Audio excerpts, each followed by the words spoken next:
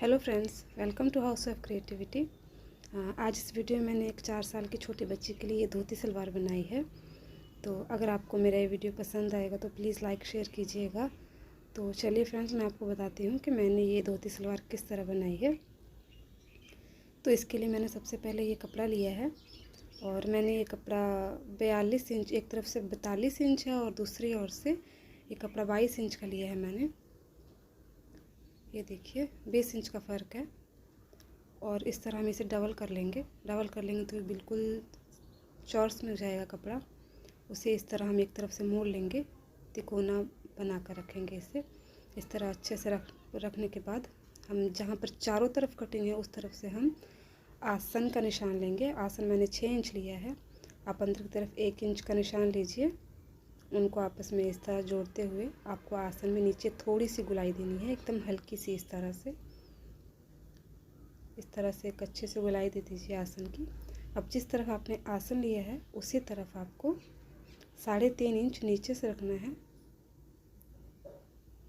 और जो तिरछा वाला साइड है उस तरफ से हमको 2.5 इंच लेना है। और इस तरह इसे एक तिरछा निशान लगा देंगे हम इस पर। ये हमारी मोहरी होगी। और जो दूसरा कोना आया है तिकोना, हम वहाँ पर 1 इंच का निशान लगा देंगे, 1 इंच के गैप पर। यहीं से हम जो अपनी सलवार की धोती सलवार की जो चुन्नटें होंगी वो हम यहीं से डालेंगे वो चुन्नट। तो ये देखिए जहाँ जहाँ निशान लगा वहाँ वहाँ कट करने के बाद, और एक तरफ जो जुड़ा हुआ हिस्सा है हमारा उसे भी इस तरह कट कर लीजिए।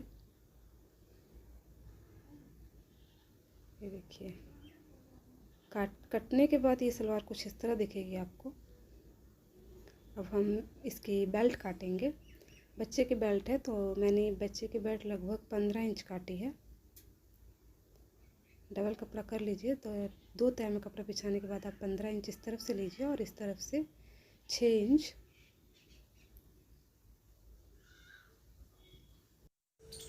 15 बाय 6 इंच का निशान लगा के मैं इस तरह बेल्ट काट लूँगी। बेल्ट हमारी कट चुकी है। अब हम इसे स्टिच करेंगे। आपको बेल्ट सिलनी है। बेल्ट की सिलाई एक ही तरफ आई है, हमने कटिंग इस तरह से रखी थी। बेल्ट सिलने के बाद आपको उसका आधा हिस्सा निकालना है। आप वहाँ पर निशान दे लीजिए और उसके बाद आपको इस तरह से मोड़कर उसका भी आधा हिस्सा निकालना है। ये वहाँ पर आप आधे का आधा निकाल कर इस तरह कट दे दीजिए। हम यहीं से अपनी जो सलवार की चुन्नट होगी वो देंगे। और उसके बाद अब मैं आसन सिल रही हूँ। आसन सिलते वक्त आप ये ध्यान रखिए कि जो आपके सलवार का सीधा तरफ होगा वो आपको अंदर डालना है, अंदर की तरफ आए वो, और उल्टा कपड़ा रख के आपको स्टिचिंग करनी है। इस तरह से दोनों आसन सिलने के बाद हमने जो 1 इंच की कटिंग दी थी उससे भी इस तरह मोड़कर हम सिल लेंगे। हम यहीं से अपनी धोती सलवार की चुन्नट देते हैं।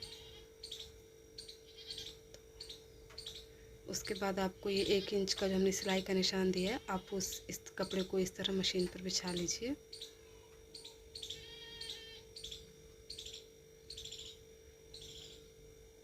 आप उस कपड़े को मशीन पर इस तरह बिछा लीजिए। आपको सिलाई का निशान एकदम सेंटर में आए और उसके ऊपर जो हमने बेल्ट की जो कटिंग दी है, आपको वो कटिंग सिलाई के निशान के ऊपर एकदम ऊपर रखनी है। इस तरह से एक के ऊपर एक बिछाइए कपड़ा।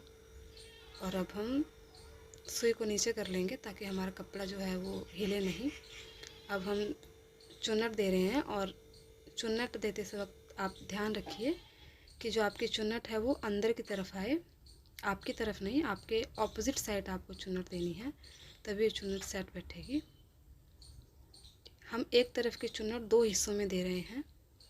अगर आप एक बार में दे सकते हैं तो आप एक बार में दीजिए, इस तरह से इजी रहेगा, इसीलिए मैं आपको ये तरीका बता रही हूँ।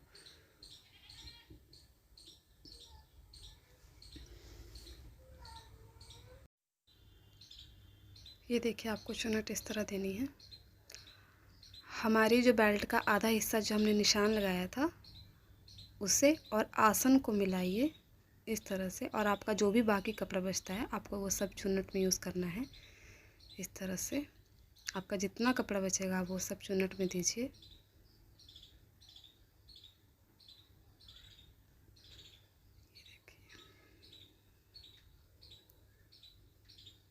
ये देखिए हमारी अभी 4 हिस्से में 1 हिस्से की चुन्नट पड़ी है।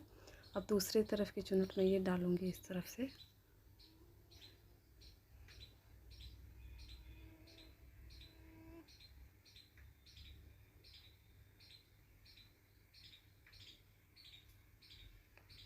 ये चुन्नट भी आपको अंदर की तरफ देनी है, क्योंकि हमने जो कपड़ा है वो अब अंदर उस तरफ से बिछाया है। पहले हम इस तरफ से दे रहे थे, अब हमने मशीन के दूसरी तरफ रख के चुन्नट दे रहे हैं।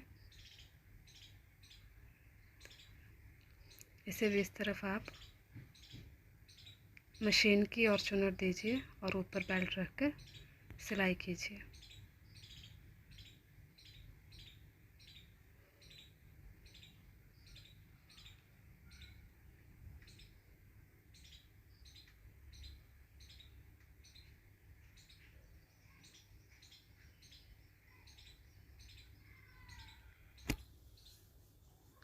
आपको बेल्ट का आधा हिस्सा पर जो और आसन की सिलाई को मिला लेना है, और बाकी जो भी आपका कपड़ा बचेगा आप वो चुन्नट में यूज़ कीजिए। इस तरह से देखिए हमारी एक पैर की चुन्नट पड़ गई है। इसी तरह से आपको दूसरे हिस्से दूसरी तरफ की भी चुन्नट दे लेनी है। 1 इंच वाले कपड़े को बिछाइए और उसके ऊपर बेल्ट को रखिए। बेल्ट की कटिंग और एक सिलाई की, यानी सिलाई एक के ऊपर एक आनी चाहिए, और उस तरह से दोनों तरफ की चुन्नट दीजिए। ये अब मैं नीचे की जो मोहरी है, जो हमने 2.5 और 3.5 का जो कटिंग दिया था, ये वो है। मोहरी को हल्का सा मोड़कर इस तरफ सिल लीजिए और आधा इंच कपड़ा छोड़ के आपको सिलाई दे देनी है इस तरह से।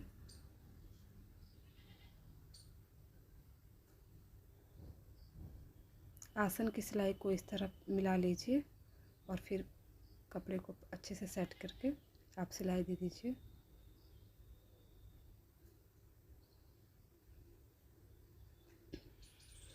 अब हम अपने सलवार में इलास्टिक लगाएंगे।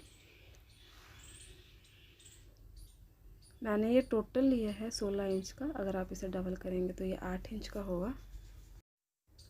आपको इस तरह एक के ऊपर एक रख के आपको सिलाई दे देनी है। आपको मजबूत सिलाई देनी है, यहाँ पर 3-4 बार आप लगा लीजिए। ये देखिए अच्छे से मजबूती से सिल लीजिए। अब हम इसे बेल्ट पर रखकर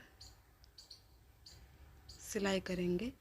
आपको इलास्टिक पर सिलाई नहीं चलानी है, इलास्टिक से 1 सेंटीमीटर नीचे आप सिलाई चलाएंगे, जैसे हम सलवार का नेफा फोल्ड करते हैं उसी तरह से। बस फ़र्क ये है कि हम उसमें डोरी बाद में डालते हैं, हमने इसमें इलास्टिक पहले ही डाल लिया है। इलास्टिक पर आपको सिलाई नहीं चलानी है, इस तरह से कपड़े पर आपको सिलाई चलानी है।